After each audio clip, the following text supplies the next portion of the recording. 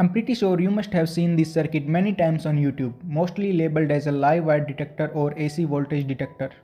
But most of them only show the making process and not really explain how this circuit works. So in this video, I will explain how this circuit works and a few extra points related to the circuit. So without further ado, let's dive in. First of all, I gathered all the components necessary and made the circuit according to this circuit diagram. I am using these BC548B NPN transistors. And as you can see, the circuit works. The LED lights up when I bring the circuit close to my soldering iron. But how does it work?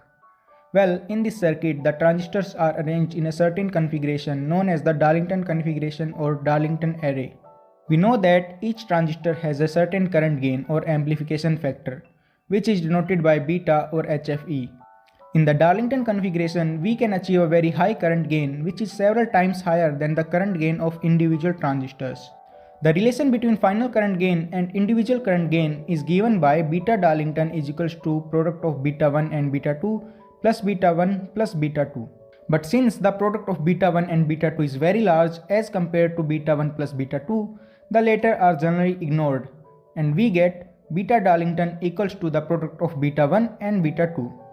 So when we put the base of the first transistor near a live wire, a very tiny amount of current enters the base of this transistor.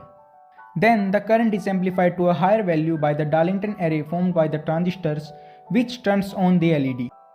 And this leads to the question, what is the source of current at the base of the first transistor? The answer for that is parasitic capacitance.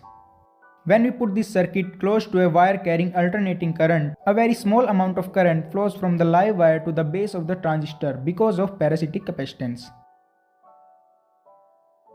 To increase the amount of current entering at the base, we can increase the surface area of the base by adding a metal sheet, which increases the value of this parasitic capacitance, and as a result, the circuit becomes more sensitive.